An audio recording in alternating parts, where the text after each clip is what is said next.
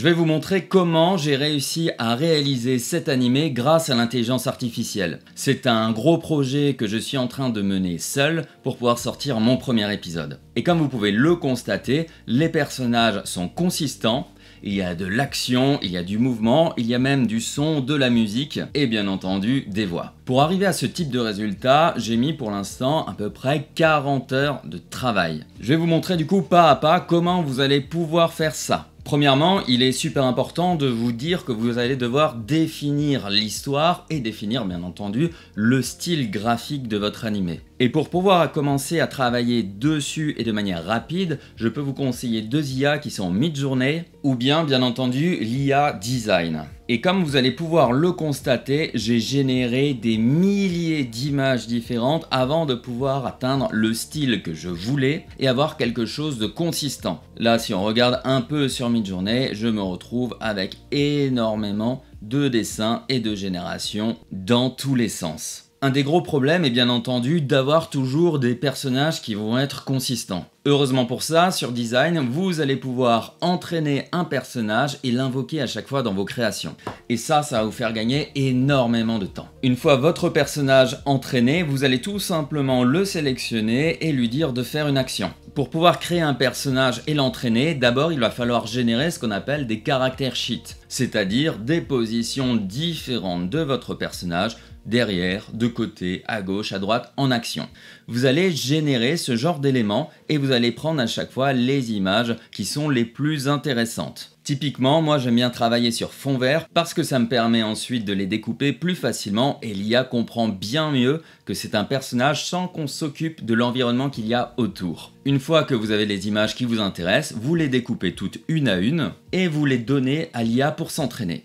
Ensuite, vous allez pouvoir du coup invoquer ce personnage dans vos créations. Par exemple, ici, j'ai demandé à ce qu'il saute dans les airs et vous pouvez voir à chaque fois que j'ai à peu près le même type de personnage. Le grand problème, c'est qu'il ne va pas être parfait et en plus de ça, vous allez avoir une définition qui n'est pas très qualitative. Donc ce que nous allons faire, on va tout simplement prendre ces images et les donner à ChatGPT pour qu'il les corrige. Et ça va être un point qui est très important pour vous. Comme vous le voyez ici, je vais donner à ChatGPT l'image générée par Design et bien entendu aussi différentes positions du personnage. Puis je vais demander à ChatGPT de corriger la première image que je lui ai donnée tout en veillant bien à faire ressembler le personnage aux autres images ici. Et comme vous pouvez le voir, j'ai itéré énormément de fois. Parce que dans un premier temps, cette scène ne me convenait pas, puis je lui ai dit il faut qu'il fasse nuit. Il faut qu'il y ait un environnement un peu bleu, métallique comme ici. Et comme vous pouvez le constater, ChatGPT va adapter et corriger ensuite mon image. Là par exemple, je lui demande de changer les lumières bleues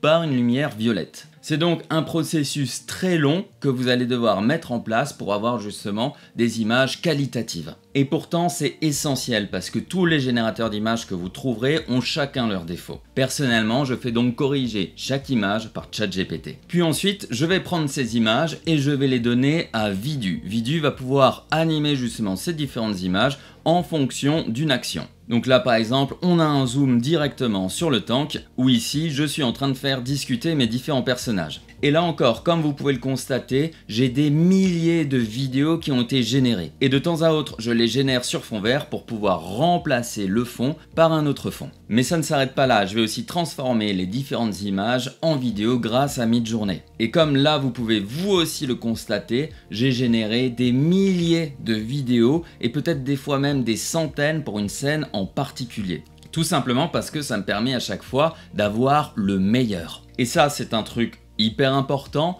générer en masse pour pouvoir trier et sélectionner ce qui fonctionne le plus. Ne vous attendez pas à avoir le meilleur résultat directement. Ensuite, pour générer les sons, je suis allé sur Eleven Labs et aussi sur Adobe Firefly avec la fonctionnalité de génération de sons. Puis j'ai décrit à ChatGPT les sons que je voulais et il me les a transformés en prompt texte que j'ai donné ensuite à Eleven Labs. Je travaille toujours de cette manière parce que ChatGPT ou Gemini va optimiser mes prompts pour avoir le meilleur des rendus. Ainsi, en réalité, je gagne en temps et en qualité. Pour ce qui est ensuite de la musique, je suis allé sur Suno et j'ai généré là aussi des milliers de musiques différentes jusqu'à trouver la bonne. Et enfin, pour terminer, pour pouvoir adapter ma voix, eh bien j'ai tout simplement enregistré avec mon microphone tous les textes et j'ai utilisé ce qu'on appelle un voice changer chez Eleven's Labs. De cette manière, je peux faire parler mes personnages féminins, masculins, peu importe. Et ensuite, bien entendu, j'ai récupéré tous les rushs différents de mes vidéos et je les ai assemblés par-dessus la musique, par-dessus les voix, comme vous pouvez le voir juste ici, tel un montage classique de vidéo.